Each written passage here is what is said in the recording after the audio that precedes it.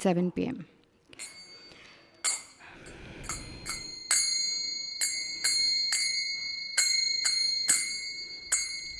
जय राधा माधव कुंज बिहारी गोपीजन वल्लभ गिरिवरधारी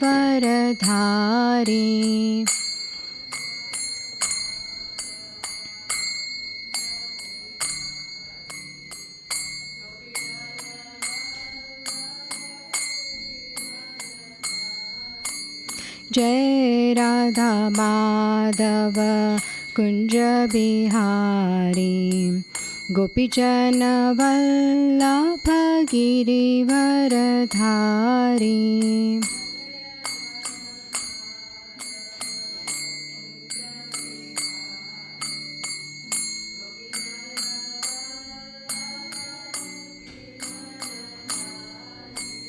जय राधा माधव कुंज बिहारी गोपीजन वल्लभ गिरिवरधारी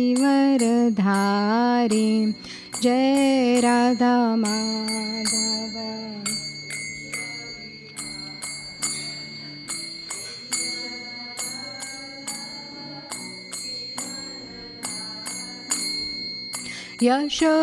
यशोदानंदन व्रज जनरंजन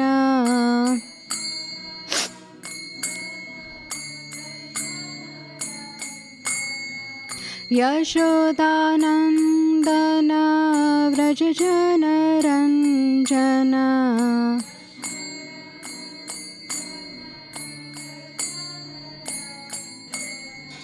यमुना तीरावनचारी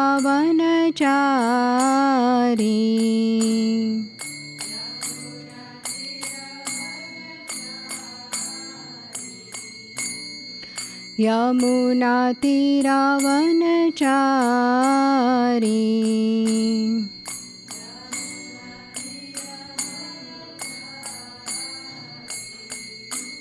जय राधा माधव कुंज बिहारी गोपीजन वल्लभ गिरिवरधारी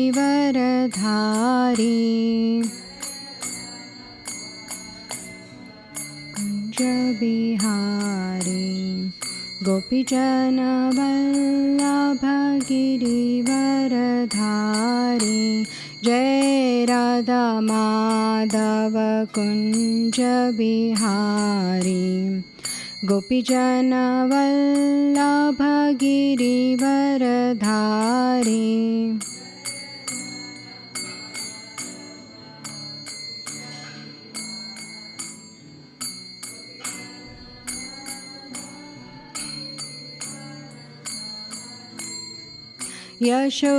यशोदानंदन व्रज जनरंजन यशोदानंदन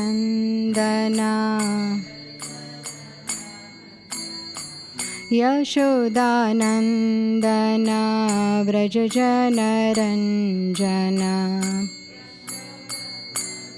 दना यमुना तीरावनचारी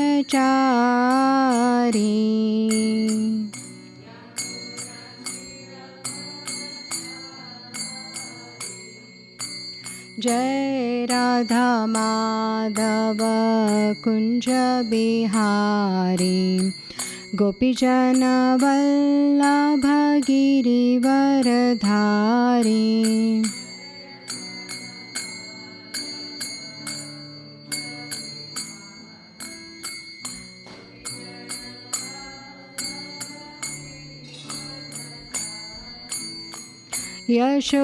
यशोदानंदन व्रज जनरंजन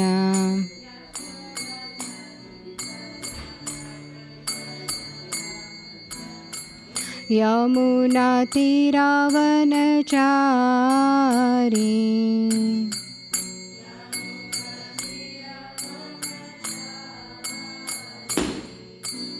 हरे Krishna Krishna Krishna Hare Hare Hare Ram, Ram Ram, Hare Hare.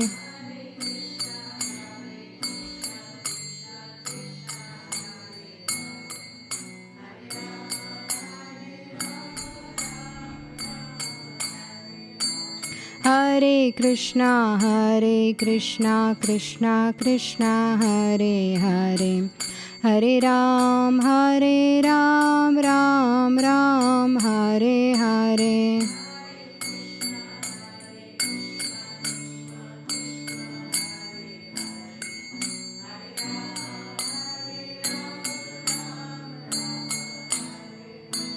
Hare Krishna, Krishna Krishna, Hare Hare.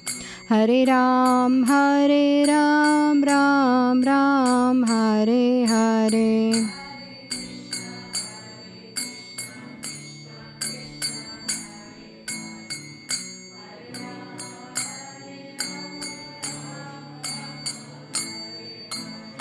Jaya Radha Gokulananda, Radha Gokulananda Radhe. Radha Gokulananda, Radha Gokulananda Radhe. Jaya Radha Gokulananda, Radha Gokulananda Radhe.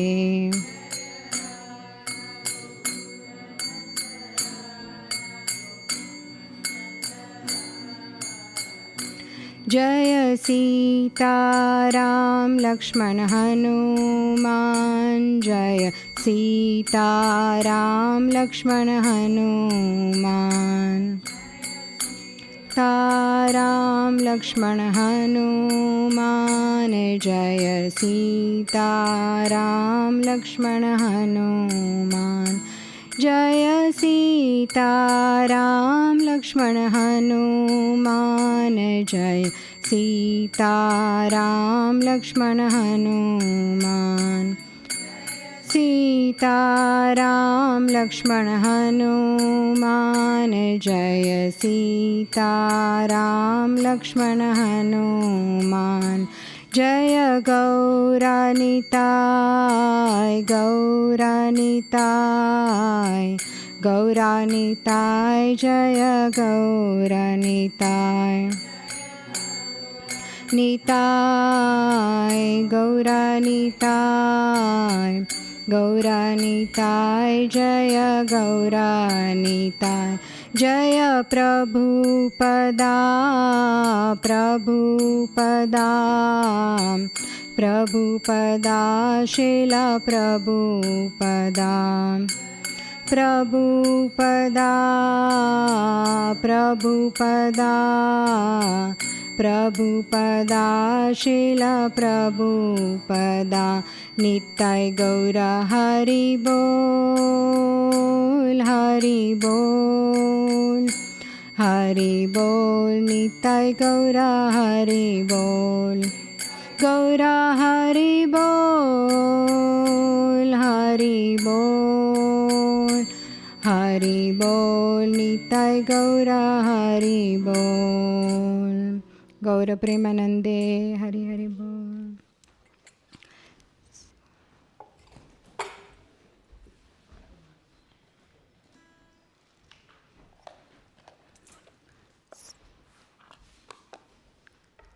I will recite Om Namo Bhagavate Vasudevaya. So if you can repeat after me, please. And then we'll recite Mangalacharan prayers. Om Namo Bhagavate Vasudevaya.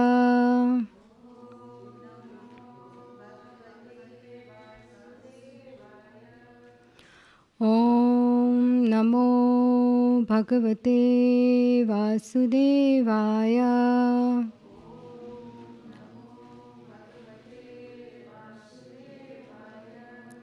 Om Namo Bhagavate Vasudevaya.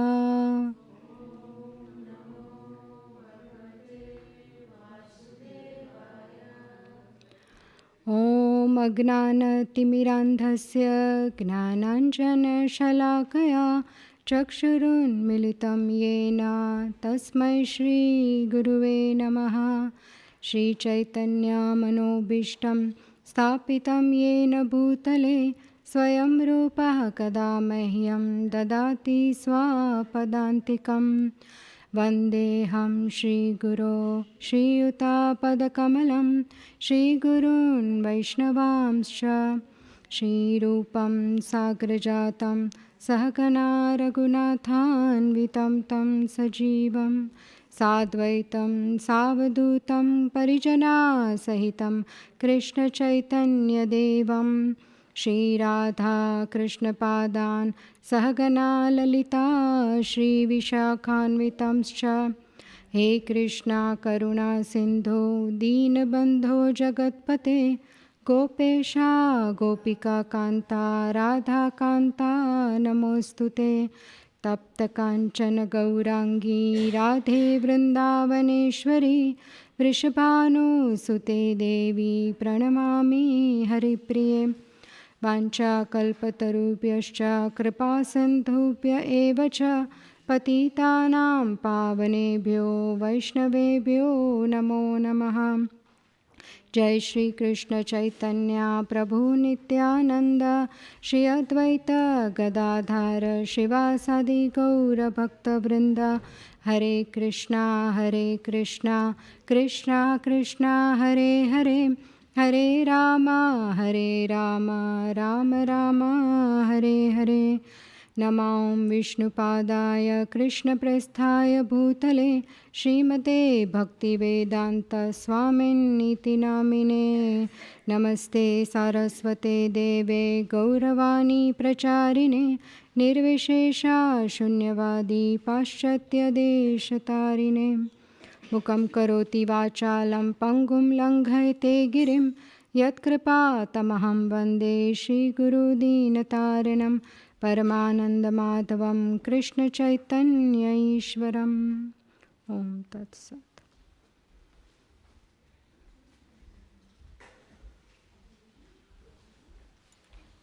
Hare Krishna. Please accept my humble obeisances.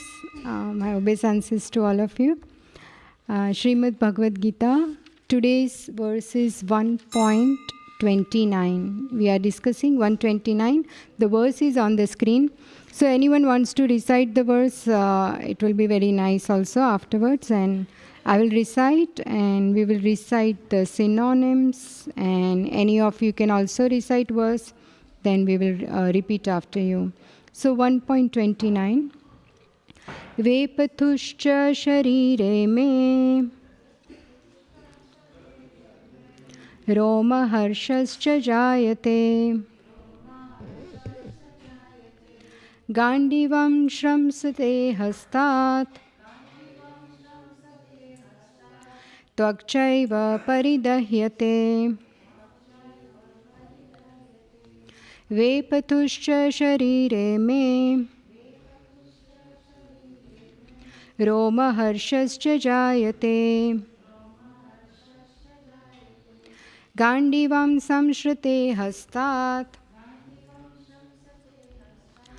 Tvakchaiva paridahyate. Someone wants to recite?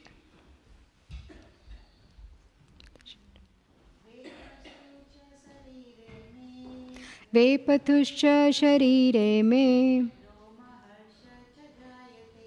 Roma harshascha jayate Gandivam samshrute hastat Tvakchaiva paridahyate. Anyone else wants to recite? Vepatushcha sharire me Roma harshascha jayate Gandivam shramsate hastat Tvakchaiva paridahyate. Vepathu, trembling of the body. Cha, also. Sharire, on the body. Me, my, Romaharsha, standing of hair on end. Cha, also, Jayate, is taking place. Gandivam, the bow of Arjuna. Shrimsate, is slipping. Hastat, from the hand. Tvak, skin. Cha, also. Eva, certainly. Paridahyate, is burning. Translation and purport by Srila Prabhupada. Srila Prabhupada ki jai. My whole body is trembling. My hair is standing on end. My bow Gandiva is slipping from my hand and my skin is burning. Purport. There are two kinds of trembling of the body and two kinds of standings of the hair on end. Such phenomena occur either in great spiritual ecstasy or out of great fear under material conditions. There is no fear in transcendental realization. Arjuna's symptoms in this situation are out of material fear, namely loss of life. This is evident from other symptoms also. He became so impatient that his famous bow Gandiva was slipping from his hands, and because his heart was burning within him, he was feeling a burning sensation of the skin. All these are due to a material conception of life.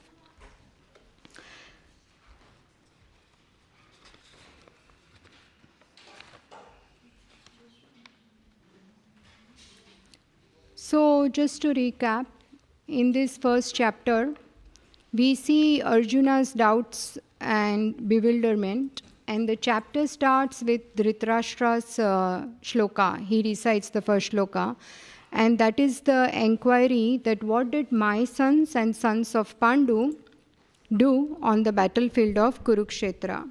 And Sanjaya describes the scene.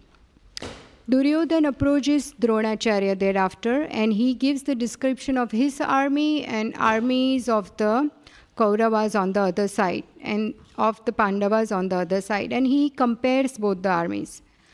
And to give joy to this grandson of his, Bhishma Pitama blows a conch shell, and then Pandava's side also many warriors blow their conch shells. So that is the scene on the battlefield of Kurukshetra.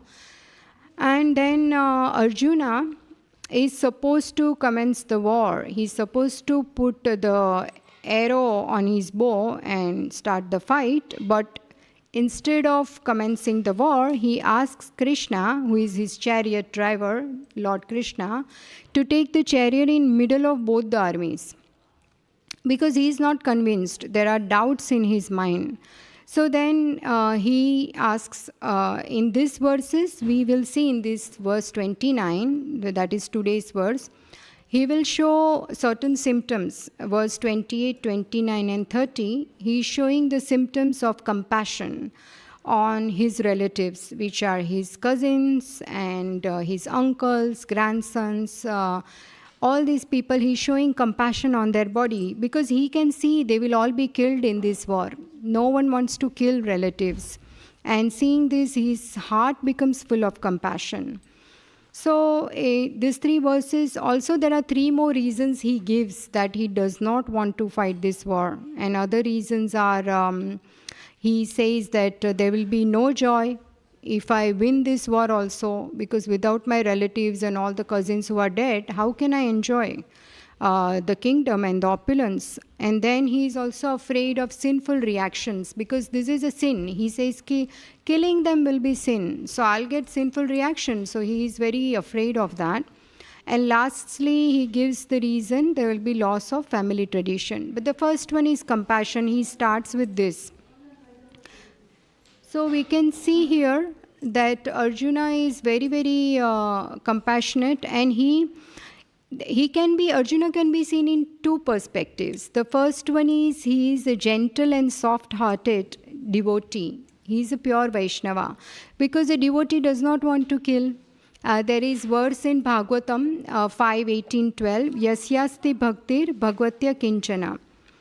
Sarvai gunais tatra samasate suraha harava bhaktasya kuto mahadguna manorathe nasati dhavato bahihi. Due to the unflinching devotion to Krishna, a devotee will automatically have all the good qualities. He has all the good qualities like compassion, kindness, forgiveness.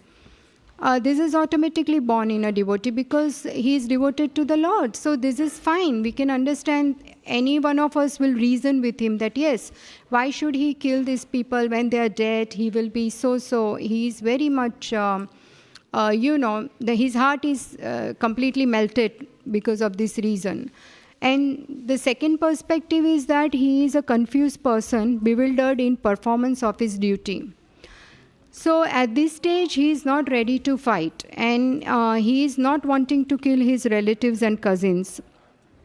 And he was come to the point of war by the obstinacy of his cousin Duryodhan.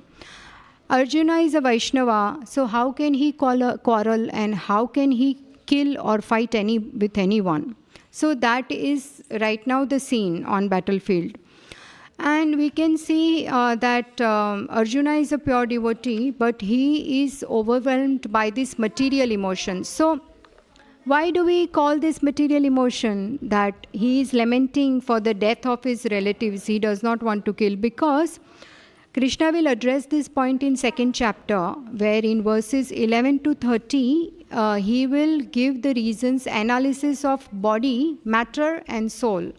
Body is not permanent, soul is permanent. And Arjuna is a Kshatriya. His duty is to fight against adharma. So if there are robbers, they are robbing, then a Kshatriya or someone whose duty is to do justice cannot just stand there and watch the robbers robbing. He has to stop them. If required, he even needs to kill, because that's the duty of a Kshatriya. So, and here also in second chapter, like 2.16 verse, I will read the verse, and 2.1, Srila Prabhupada gives very good example in the purport that if someone is drowning in a sea or a river and you happen to be on the boat and you want to rescue this person, then you will not rescue the dress of a drowning man, right? Not his clothes, but you will actually rescue the person. So the person is the real thing there, not his clothes or watch. In the same way, the soul is what we need to elevate to spiritual consciousness. Body is material anyway. Soul is not related to either subtle body, which is mind, intelligence and ego, or gross body, which is made up of earth, water, fire, air, ether.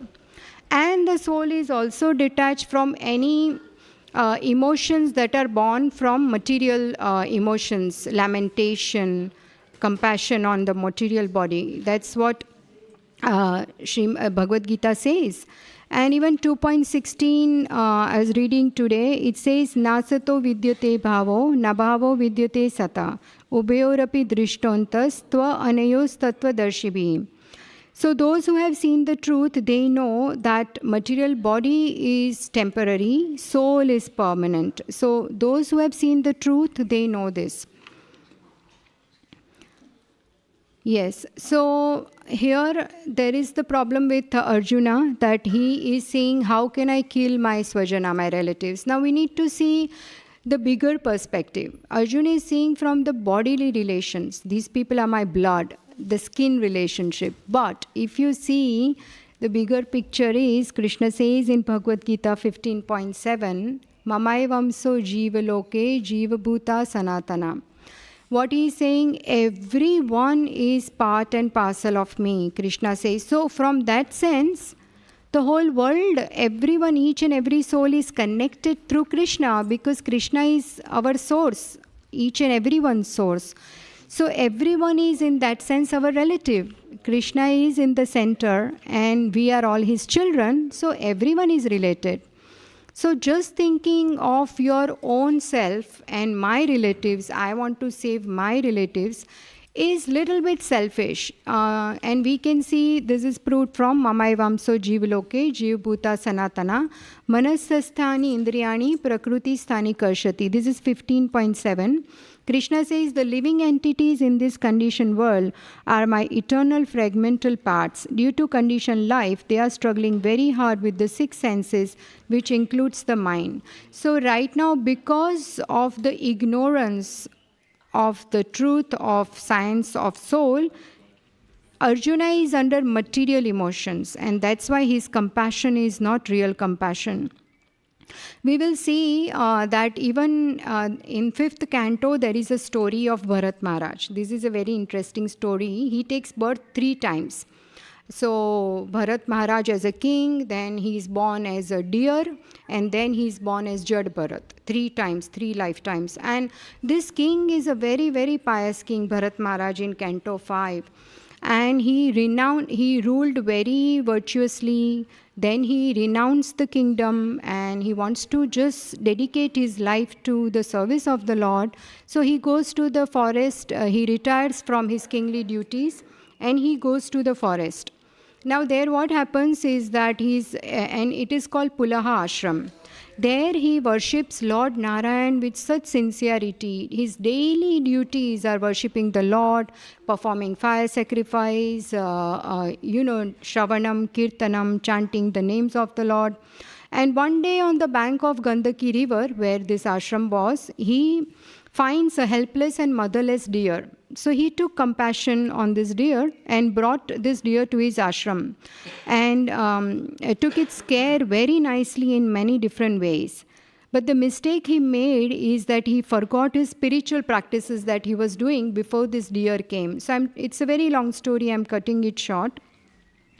So he forgot doing all his duties nicely to Krishna, and then he is taking care of this deer so much, and he got completely distracted and he became negligent to his duties. This is the way Maya, Maya, Lord's illusory energy, distracts. It is very clever, Maya, because Bharat Maharaj has compassion. So that is a very noble quality. But still through this noble quality, Maya distracts him. And thus, out of false doership, he thought, oh, if I don't look after this deer, then this deer will die. So he thinks, but actually it is Krishna who provides for everyone. So it is very nice and noble to look after the deer, but it is not very wise to look after the body of the deer. You forget your own spiritual sadhana and your own elevation, right? So his relation with deer became prominent and his service to Krishna became sideline. So this is where the problem is. The actual, Srila Prabhupada says, I'm reading from his purport I have written here, that real compassion is uplifting others' spiritual consciousness. So elevation of the soul, if you can do this, this is real compassion. Because if you remove ignorance, they will know what is my relationship with Krishna and with everyone. Then you can act appropriately in your life. But here, because of ignorance, even Bharat Maharaj becomes, he is completely dedicated to this deer. Anyway, then he dies thinking of the deer, and the next birth he takes is also deer. So he was such an exalted devotee at the stage of bhava. That is a very advanced stage. He renounced, he retired, then he became attached to deer, he forgot his sadhana, and because he became attached, it is material emotion, basically. And he should accept that at this stage, I can't elevate the consciousness of the deer, so I will do whatever I can for him and let him then move on when he is not a baby and he needs to continue with his sadhana. And here we can see that Arjuna is also overwhelmed by material emotions. But we must not, see, Arjuna is a pure devotee of the Lord. He is a Vaishnava. And he was put into this illusion by Krishna himself so that we can get Bhagavad Gita. So, because we all will also get bewildered with our duties in this world many times. So, through Bhagavad Gita, through Arjuna, we also get to learn what is right and what is wrong. So Krishna then prepares Arjuna to do his duty with knowledge and detachment as service to Krishna. So we should not think, oh my God, violence is such a bad thing. Yes, himsa is bad, violence is bad, but it has its role to play. when it's required to correct the mentality of people like Kauravas, Duryodhan, Dushashan, Shakuni, and to establish the righteousness, dharma. Like 4.8 Bhagavad Gita says, right? Paritranaya sadhunam, vinashaya cha dushkritam, dharma samsthapanarthaya sambhavami yuge yuge. So what is Krishna saying? That he comes to establish dharma, to protect his devotees, and to kill the miscreants. So here Arjuna needs to play the role of an instrument in the hands of Krishna and assist him in the service to establish dharma. But he is confused at the moment that how can I kill? Well, you will have to kill then only. And also there is one more thing here. Yes, I totally agree that when our relatives die, or especially when Arjun will kill them, there will be a lot of pain. Yes, we can't say that it's only matter, it is only body. No, of course you are attached. You are attached to your relatives. We can't forget this point, right? That we are attached to our relatives and we have to, so we will feel pain when they die. But here what Krishna says, kill them, do your duty as a Kshatriya, and then later on you tolerate the pain of relatives. Don't be selfish. Don't not do your duty means okay, they will not be killed. But do your duty.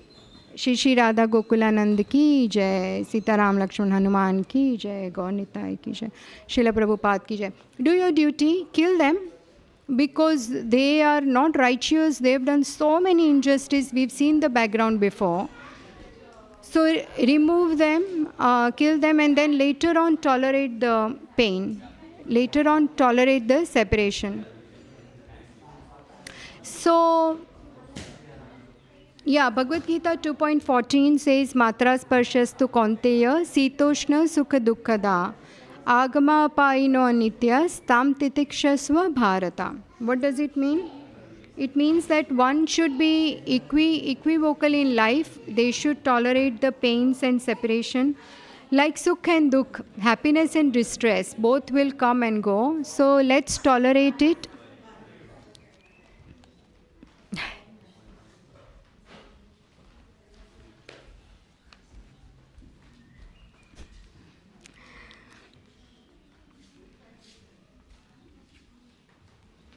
Hare Krishna.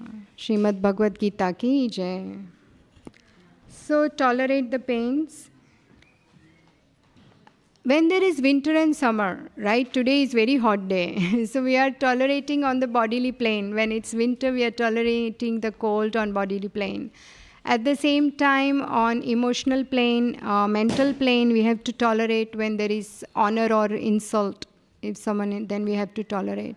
And also, we have to tolerate pain and happiness. So if we can live this way, then we will definitely become eligible to go back to Godhead. And there is a next verse, Yam hi vyathatyantete purusham purusharshaba sama dukkha sukham dhiram somru tattvaya kalpate. So the 15th verse says, Krishna says, the person who is not disturbed by happiness and distress and is steady in both is certainly eligible for liberation. So that's what Krishna says. Do your duty as a Kshatriya. If there are non-righteous people, a Kshatriya has to re-establish justice, do your duty, and then because they are your relatives, tolerate afterwards. You will be feeling the pain because they are no longer, but tolerate that pain. And there is one more in Srimad Bhagavatam, first canto. This is very close to my heart, this episode of Parikshit Maharaj. It reminds me here when we talk about instrument, how to act as an instrument of the Lord. We cannot discuss Parikshit Maharaj. We have to discuss Parikshit Maharaj. So he is a great, powerful warrior. He is a pure devotee of Lord Krishna. He got darshan of Krishna in his mother's womb when he was not even born as a baby. And he is a very, very righteous king. But one day he was in a forest hunting, and he was very thirsty, very hungry, and very tired. So he goes to an ashram of this very exalted rishi called Shamik Rishi. And he wants water. He just wants a cup of water, but this rishi is sitting in meditation to Supreme Lord, right? So if his eyes are closed and he's not on this plane, he's transported to kingdom of Lord. Mentally he's thinking of the Lord and meditating on the qualities and glorification of the Lord. He doesn't know the king is here. But the king is so exhausted and so tired and hungry that being completely disgusted, he picks up a dead snake nearby and puts in the neck of this rishi who is meditating. This is the way he takes out his frustration and anger. But later on, he leaves the ashram, and when this rishi wakes up, he finds the snake, and he realizes that the king was here. And he feels so bad that he could not welcome him properly, and he did not know. He doesn't care about the snake at all because he knows this king is so exalted and he must be so thirsty that this happened. And here we can understand this is a great devotee here who could tolerate the heat of a weapon called Brahmastra in his mother's womb. If he can tolerate that heat, can he not tolerate thirst and hunger? Yes, he can. And secondly, also he respects the Brahmanical culture so nicely, and the cows. He protects the Brahmanas. So this Shamik Rishi, obviously he would give great honor to him. He would never do such a thing. But Srila Prabhupada says, when you read first canto, chapters 18, 19, many purports, repeatedly he says, this episode happened by the will of the Lord. Krishna wanted to put Parikshit Maharaj in illusion or bewilderment because he wanted to incarnate as Srimad Bhagavatam in the book form for our purpose. Because we forget the truth, we forget everything, what is right, what is wrong. So as we said, Paritranaya Sadhunam, he Vinashaya, and Dharma Samsthapanarthaya. For the artha of re-establishing dharma, Krishna comes again and again, and this instance he comes in the book form as Srimad Bhagavatam. So Parikshit Maharaj was put into bewilderment, and so is Arjun. So we should never ever minimize the position of Arjun and Parikshit Maharaj. Same with Bhishma Pitadev. He is the grandfather of Kauravas and Pandavas both. Amazing, exalted devotee, Vaishnava, a great warrior. And he plays an instrument in Krishna's hand so that we will get this lesson that if we do something wrong, if we are adharmic, we could be as powerful as Bhishma Dev, as amazing, exalted Vaishnava like Bhishma, but we will be defeated if we are on the side of adharma. Adharma means unrighteousness. If we are doing wrong, then we will never win. But if you don't have lot of army, lot of soldiers, but if Krishna is on your side, means you are doing everything as per the book, righteousness, basic qualities, not lying, not stealing, being kind to others, no politics, compassion, cleanliness, all these qualities. There are so many listed in Bhagavad Gita. Qualities are listed in chapter 12, 13, throughout Bhagavad Gita. So that is righteousness, living by what Krishna says in Bhagavad Gita. So that's what Bhishma wanted to establish. That's why he looks like a person who he is completely misunderstood by people, but he let that happen because that is his service to Krishna. And later on to show the world how exalted Bhishma is, even though he is lying on the bed of arrow on the battlefield, Krishna takes all the Pandavas and all the great sages of the universe gather, and Bhishma Dev gives them the knowledge of transcendental spiritual knowledge. So that's where we can see how exalted Bhishma Dev is. And Krishna himself gives him the darshan as he's dying.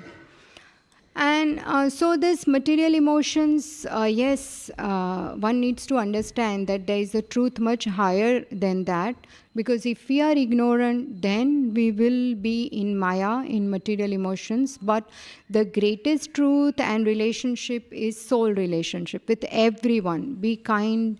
And I mean, that is the whole purpose of studying Bhagavad Gita, Srimad Bhagavatam, is to develop love for Krishna and also compassion for all the living beings. So one more thing is Pandavas, they are very, very malleable to the will of Krishna. Always. They are malleable to the will of Krishna, and that's how they secured the mercy and protection and loving, intimate affection of Krishna at all the times. So if we go with Krishna's plan, be his instrument of compassion to everyone, and preach. Whoever you meet, it doesn't have to be in a big assembly. If we read one shloka, if we meet someone, or if we speak to someone on the phone, we can discuss. I read this today. What did you read? Please enlighten me what you read. And that is the whole purpose of Sangha, Vaishnav Sangha. Instead of, there are so many things to talk about, weather or even more vicious things, but the best thing to do is to do Krishna Katha, like Bhagavatam says, Parasparanu Kathanam, Pavanam Bhagavad Yashaha. And even in Bhagavad Gita, Madchitta Madgata Prana, Bodhayanta Parasparam. So if we will enlighten each other, then that way Krishna will be pleased and we will feel real joy afterwards in the heart. If you try and do this, it gives real joy afterwards. And we will really appreciate, we will like that person actually. We will develop bonds with devotees and friendship, because we'll go home thinking, okay, they talked about this verse or something they read, or they enlightened me. They love Krishna so much. That's such a beautiful quality. And that person will think the same like that about us, and they want to meet us again and discuss Krishna Katha. So that is the whole purpose of life. And even Kunti Maharani, who is the mother of Pandava, she prays again and again in her prayers that let the calamities come, because when we are very desperate, our prayer to Krishna intensifies, right? I've seen this in my experience. When I wanted something badly or something terrible happened and we need protection, then our prayers they intensify very much, and we remember Krishna again and again, as opposed to when things are going perfect, then we will not come closer to Krishna that much. So that's her prayer. And remembering you means what? No longer the repeated cycle of birth and death. So it's not that if we get what is palatable, what is very nice, then only we are happy and grateful to Krishna. But when some problems also come, that is our purification, that burns our sinful reactions and our karmic cycle. So we have to be always grateful to Krishna. Thus Pandavas were always malleable to the will of Krishna, and Krishna also always protected them. There is one more thing here, that in this verse there are symptoms that when he becomes very compassionate, there are 4 symptoms mentioned here. That his whole body is trembling because he is in illusion. He's seen all these relatives on the other side and he thinks, oh my God, there are my brothers, my cousins, my teachers, my grandfather. If I kill them, how can I do this? So his whole body is trembling. His hair stands on end due to material lamentation. His skin is burning and his Gandiva slips off his hand. Now, for a great warrior to be not able to hold a weapon firmly is a great insult. And in Srimad Bhagavatam, 6th canto, there is a fight between Indra, the king of heaven, and a demon called Vritrasura. So he is actually a pure devotee in the body of a demon.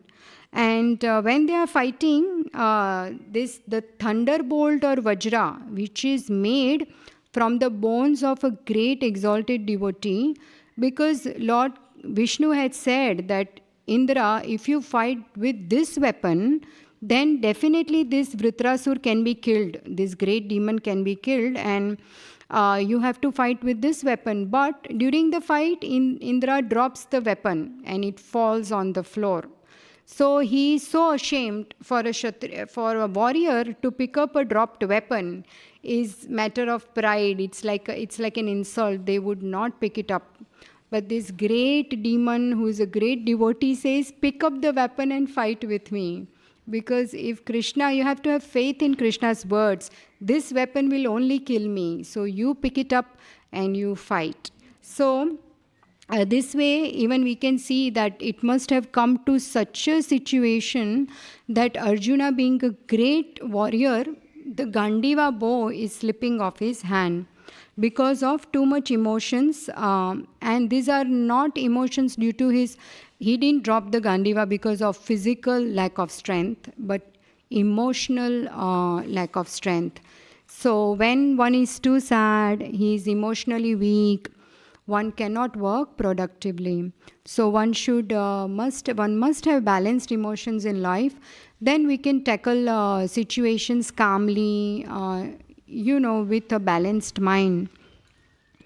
And Arjuna is even he's unable to stand there. He's confused and he sees only causes of misfortune. And he says in the words that, "O killer of Keshi, demon Keshava, I am overwhelmed with compassion." So Arjuna expresses emotions, compassion to both the armies. And Srila Prabhupada says in the verse that, in the next verse, he says that our real purpose is to satisfy Lord. So Krishna's happiness should be our real happiness. Samsiddhir haritoshnam. So with the right knowledge and detachment, Arjuna, you fight. Then you are assisting me in my purpose to establish dharma. And this is the will of Krishna, to establish righteousness. And for that, these miscreants need to be killed. Duryodhan, Dushasan, Karna, and everyone on his side.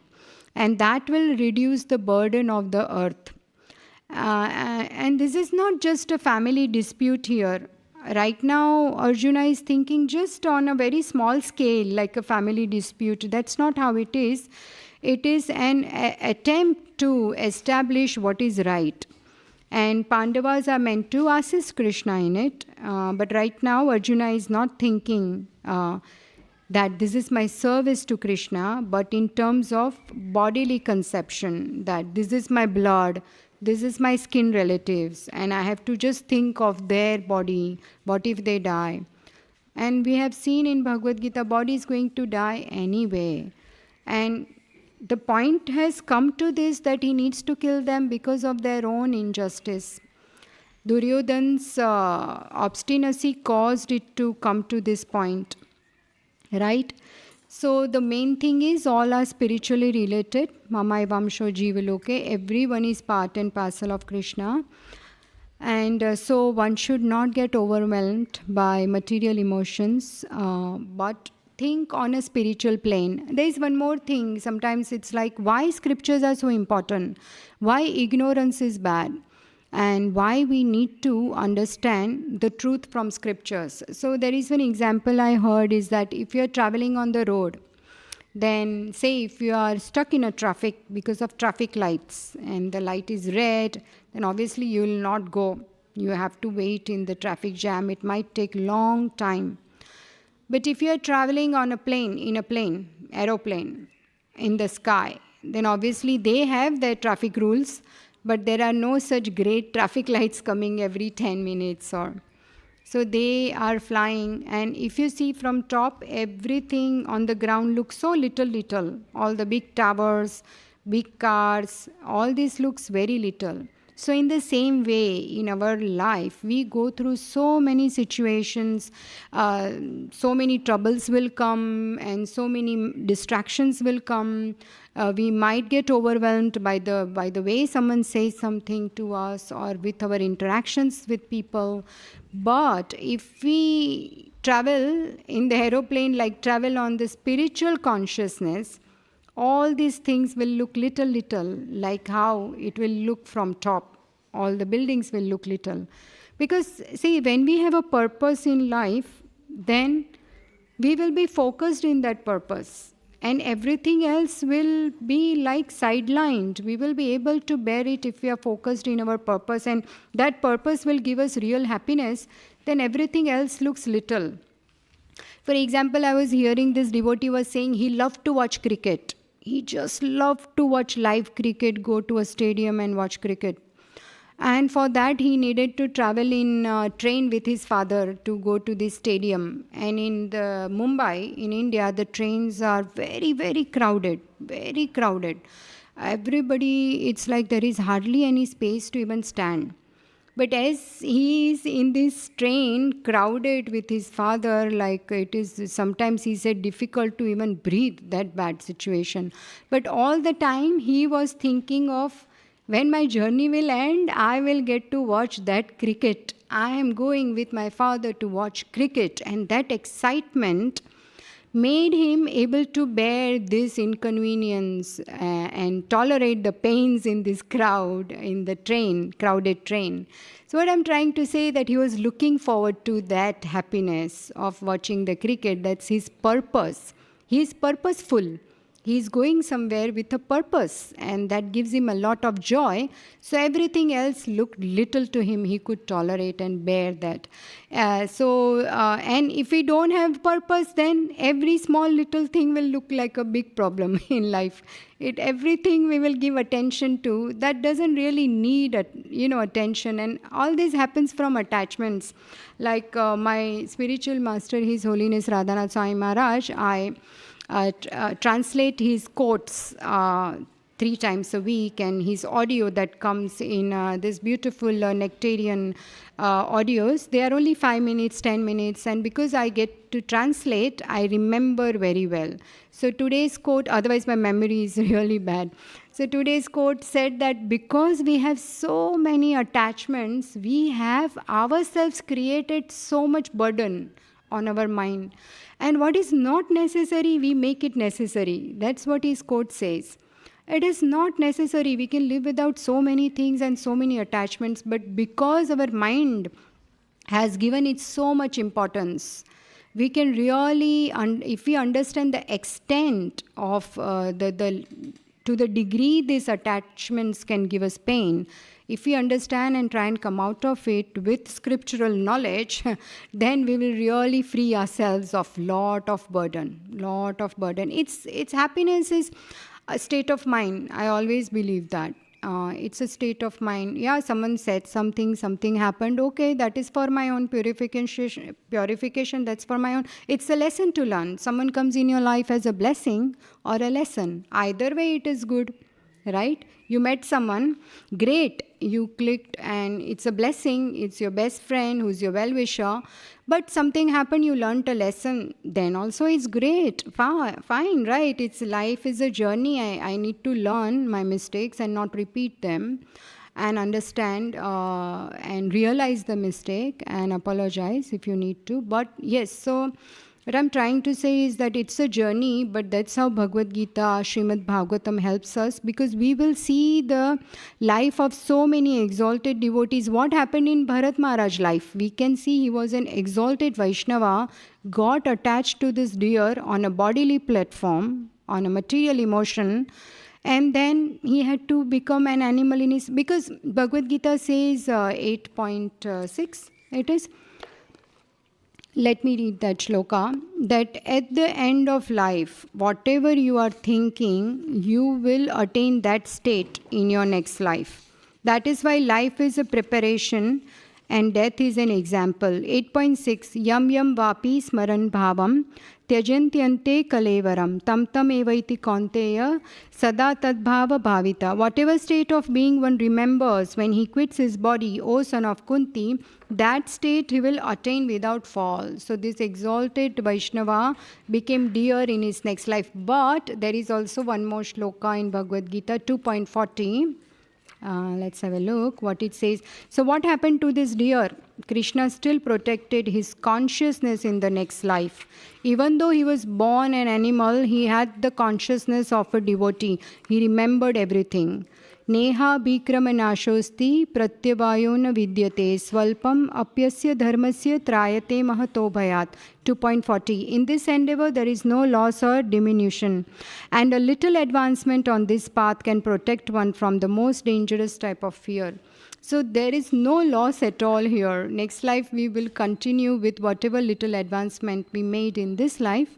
And we will continue with that consciousness and make progress. So Krishna is very, very kind. And if we cooperate with him, then he loves us either way. Don't take this wrong. He loves someone who's not non-devotee as well. But he will reciprocate more to someone who is his devotee. It is very natural, right? He says that everyone is open to take to my teachings, come to me. It is open to all. Now it is up to you. If you want to come, this is an inner circle. If you want to come, then you come, because we all have independence.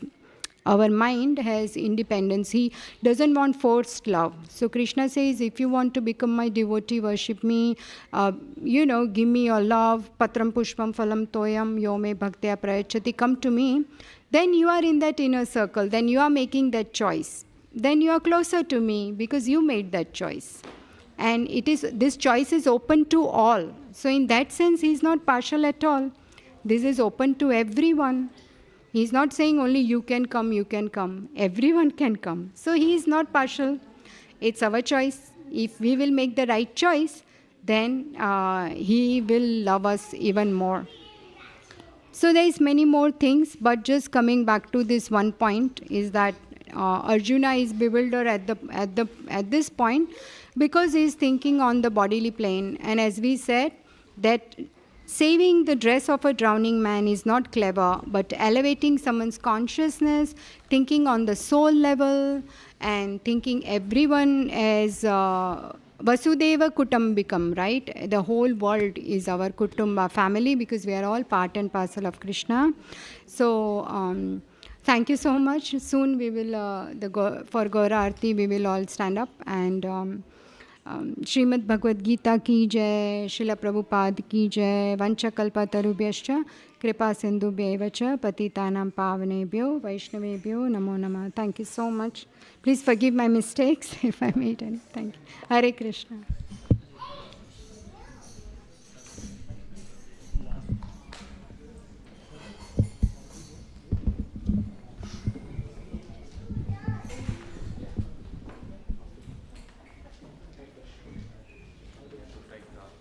Say one more time. Ek check. You take a note.